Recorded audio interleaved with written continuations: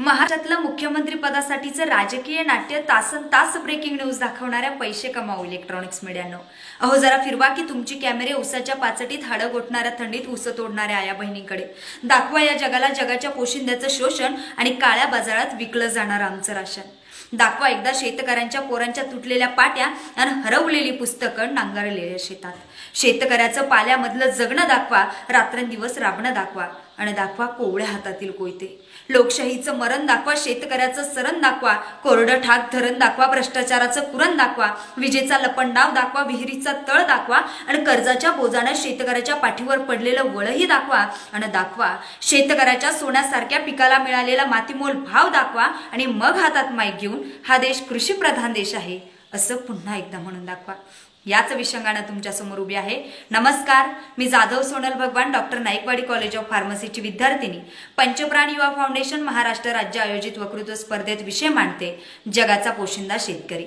ना बिरला न बाटा न बाटा न टाटा न बिरला न बाटा न बाटा न टाटा आणि खऱ्या अर्थाने शेतकरी हाच समाजाचा बायोडाटा। विषयाची सुरुवात करत असताना मला आठवतात ते जगद्गुरु तुकोबाराय ज्यांनी आपल्याकडे घाण असलेली शेतकऱ्याची 7 बारे इंद्रायणीमध्ये बुडवून त्यांना कर्जमुक्त केलं। विषयाची सुरुवात करत असताना मला आठवतात ते छत्रपती शिवाजी महाराज ज्यांनी गवताच्या काडीला सुद्धा महत्त्व देऊन खऱ्या अर्थाने शेतकऱ्यांचं राज्य निर्माण केलं। विषयाची सुरुवात करत असताना मला आठवतात ते महात्मा ज्योतिराव फुले ज्यांनी याआधीच इंग्लंडच्या राणीच्या दरबारात सांगून ठेवलं होतं की माझ्या शेतकऱ्याच्या बळीराजाच्या समस्या जाणून घ्या।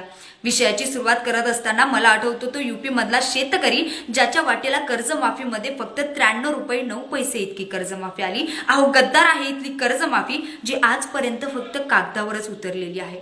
सर मला आठवतंय आमच्या गणिताच्या पुस्तकात आम्हाला एक प्रश्न असायचा की शेतकऱ्याच्या राम्यानं अमुक अमुक व्यापाऱ्याकडनं अमुक अमुक दराने कर्ज घेतलं आणि तेच कर्ज तो शेतकऱ्याचा राम्या त्या व्यापाराला 2 वर्षानंतर किती टक्क्यासहित परत करेल। परंतु महोदय आम्हाला असा प्रश्न कधीच आला नाही की अमुक अमुक व्यापाऱ्यानं शेतकऱ्याच्या राम्याकडनं अमुक अमुक दराने कर्ज घेतलं आणि तेच कर्ज तो व्यापारी शेतकऱ्याच्या राम्याला 2 वर्षानंतर किती टक्क्यासहित परत करेल। म्हणजे महोदय आमच्या शिक्षण व्यवस्थेने सुद्धा आम्हाला हेच शिकवलं की माझा बाप शेतकरी उभ्या जगाचा जरी पोशिंदा असला तरी तोच कर्ज घेईल आणि तोच कर्ज फेडेल। मी 5वीत असताना शिकलेल्या इंद्रजित भालेरावांच्या कवितेची ओळ आज मला आठवते। लेतो अंगावर चिंध्या खातो मिरची भाकर काढी उसाची पाचट जगा मिळाया साखर काटा त्याच्याच का पायी त्यानं काय केलं पाप पुढे म्हणतात ते की कष्ट सारे त्याच्या हाती आणि दुसऱ्यांच्या हाती माप। मी 5वीत ऐकलेली शेतकऱ्याची गाथा आणि माझ्या आजच्या वास्तविक मध्ये असलेल्या शेतकरी बापाची व्यथा अजिबात बदललेली नाहीये। मायबाप सरकार या लॉकडाऊन मध्ये कोरोना सारख्या महाभयंकर युद्धामध्ये लढत असताना घरी बसलेल्या सर्वसामान्य जनतेच्या घराच्या दारापर्यंत पोहोचून त्यांना आदर पोचण्याचं काम जर कोणी केलं असेल तर ते माझा बळीराजा आहे।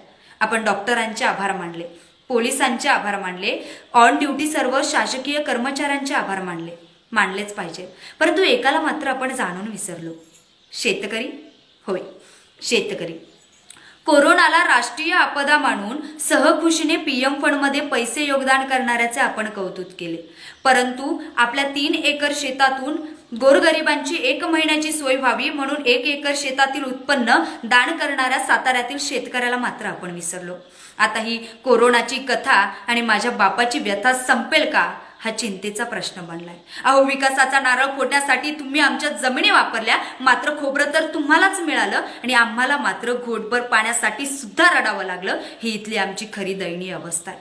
1918 साली डॉक्टर बाबासाहेब आंबेडकरांनी small holding in India in their remedies नावाच्या पुस्तकातून लिहून ठेवलं होतं की जोपर्यंत शेती क्षेत्राला औद्योगिक दर्जा प्राप्त होत नाही आणि शेतकऱ्याच्या मालाला भरीव स्वरूपात भाव मिळत नाही तोपर्यंत शेतकऱ्यांचा विकास होणार नाही।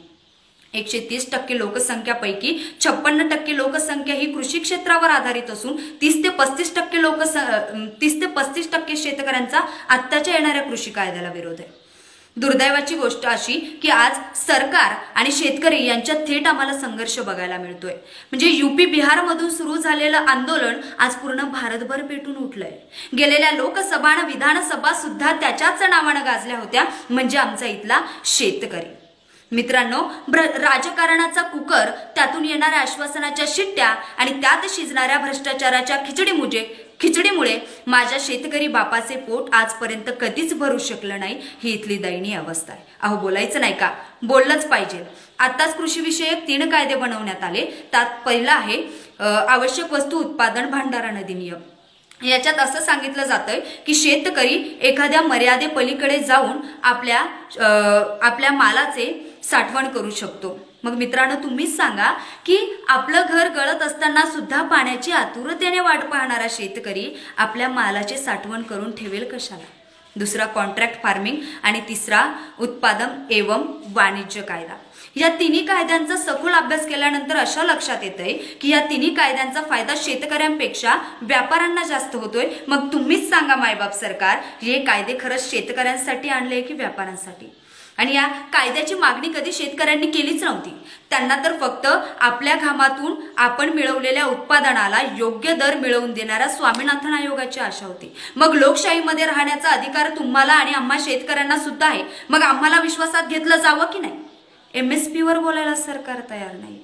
मरते हे किसान मरने दो, सुशांत थोडी नाही. और उजड़ते हे खेत खलिया उजड़ने दो, कंगना का मकान थोडी नाही.